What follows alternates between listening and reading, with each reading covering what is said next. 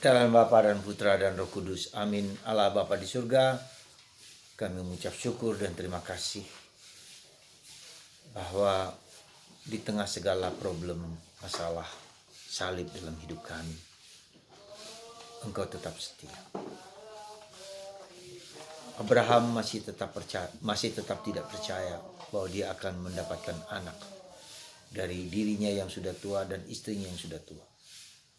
Tapi Tuhan meyakinkan, meneguhkan, dan menjadi kenyataan.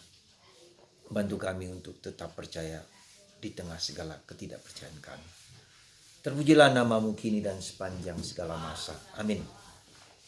Para saudara, sekali lagi Abraham adalah contoh bapak iman. Bapak orang beriman. Pencobaannya bukan sekali, tapi juga berkali-kali. Kegagalannya juga bukan sekali, tapi juga berkali-kali. Hari ini juga Tuhan datang kepadanya dan meneguhkan bahwa akan lahir dari dirinya sendiri dan anak dan istrinya. Ya. Dan Abraham tertawa. Ya, lalu karena itulah namanya kemudian anaknya disebut Ishak yang tertawa. Tuhan meneguhkan janjinya. Ketika Tuhan menjanjikan sesuatu, pasti itu akan terjadi. Dan itu harus melewati proses jatuh bangun, proses kesalahan, proses kegagalan, proses ketidaktahuan, proses keraguan, proses apa saja. Dan hari ini kemarin juga kita bisa melihat bagaimana Abraham juga tidak mudah percaya. Iman itu perjuangan, iman itu usaha, tapi juga ada rahmat. Jadi kalau kita mengalami keraguan, ketidakpercayaan, ketidakpastian, seolah-olah Tuhan itu tidak mampu mengatasi segala problem. Dan itulah Tuhan hanya bukan hanya melakukan apa yang impossible bagi manusia. Apa yang tidak mungkin bagi manusia, itulah yang Tuhan lakukan. Yang mungkin Tuhan lakukan ketika Tuhan memberikan pikiran, memberikan perasaan, memberikan kecerdasan, memberikan kebijaksanaan. Nah, hari ini kita bisa melihat bagaimana Yesus menyembuhkan orang yang kusta.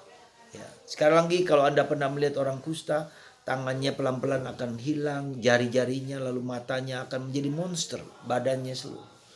Dan itu pasti menimbulkan rasa minder, rasa takut, rasa gelisah, rasa apa saja perasaan yang diasingkan, tidak diperhitungkan, dibuang, segala macam dari masyarakat, ditinggal sendirian, kesepian. Dan Tuhan melakukan itu. Apa yang tidak mungkin bagi manusia menjadi mungkin bagi Allah. Nah, kita mau belajar dua sisi dari sisi si kusta itu. Jadi si kusta ini adalah orang yang berani datang karena dia harus disingkirkan keluar dari masyarakat. Ya, maka dia berani datang mengungkapkan, Tuhan kalau engkau mau, sembuhkan aku.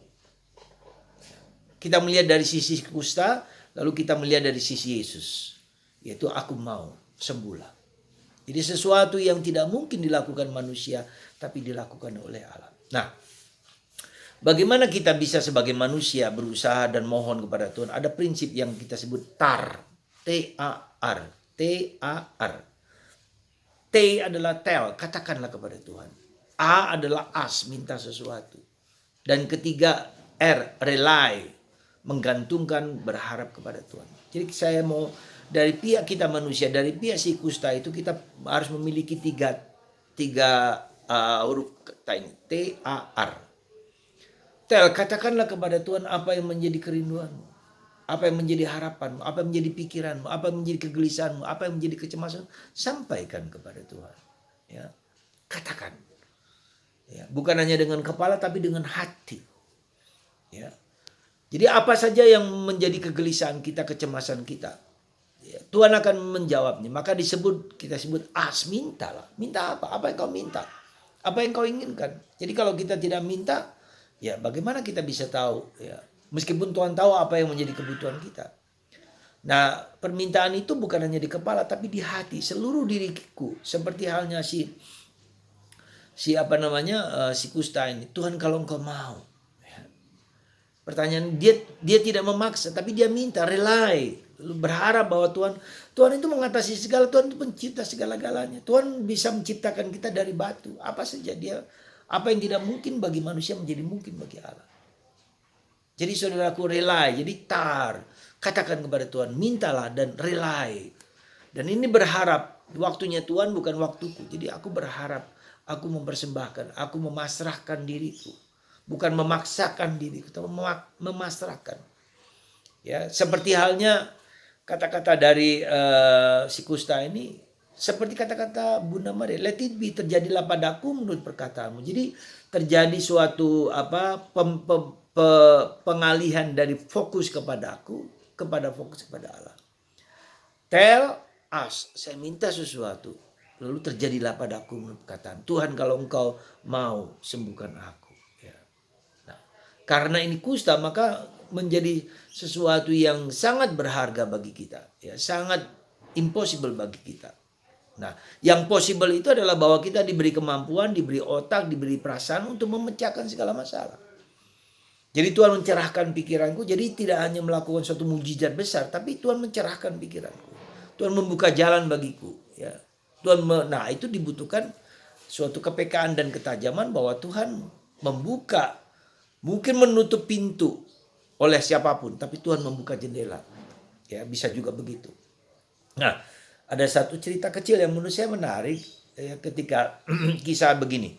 Ketika di surga, Yesus datang kepada Petrus dan berkata, mengeluh kepada Petrus, kenapa begitu banyak orang masuk surga di sini gitu kan?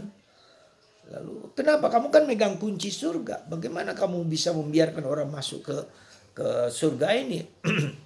Lalu Petrus menjawab, Bang Yesus, ya ini kunci ini tetap dipegang saya dan saya tetap menguncinya. Tapi jangan lupa, Yesus, ibumu membuka jendela di sebelah kananku ini.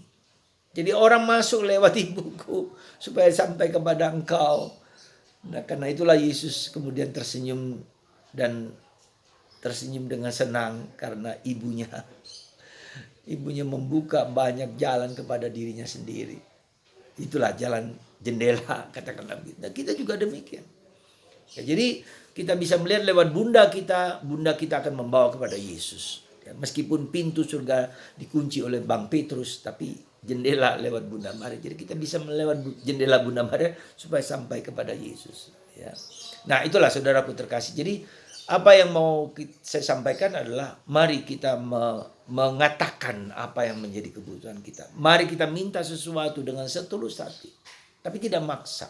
Let it be. Ya, terjadilah padaku menurut perkataan. Dan Yesus juga ketika di Getsemani, dia juga mengatakan yang sama, aku ingin piala ini berlalu daripadaku, tapi kehendakmu lah yang terjadi. Jadi fokus kita adalah pada kehendak Tuhan. Percaya kepada Tuhan yang penuh rahmat. Dan Tuhan itu penuh rahmat. Ya. Penuh kebijaksanaan. Ya. Penuh keadilan. Penuh belas kasihan. Jadi kalau kita melihat Bapa kita adalah penuh rahmat. Rahmat apa yang dibutuhkan? Anda butuhkan apa? Rahmat apa? Kebijaksanaan. Keadilan. Ya. Dan kesehatan. Rahmat. Dan belas kasihan. Semoga kita selalu berusaha mewujudkan tell us and rely, menggantungkan segala-galanya pada Tuhan, membiarkan Tuhan sendiri bekerja, dan kita tidak memaksa dia untuk mewujudkan apa yang kita mau. Tuhan lebih tahu daripada yang kita lebih tahu. Semoga Tuhan memberkati kita semua dalam waktu ini dengan penuh iman dan penuh penyerahan. Terjadilah padaku menurut perkataan Tuhan, jika engkau mau sembuhkan aku. Dan kalau aku tidak disembuhkan, berarti aku harus mengubah diriku sendiri. Dan bahagia dalam derita. Seandainya itu terjadi, menggunakan penderitaan itu sebagai jalan untuk memurnikan motivasi kita. Tuhan berkati Anda semua. Bapa, Putra, dan Roh Kudus. Bapa, Putra, dan Kudus. Bapa, Putra, dan Kudus. Amin.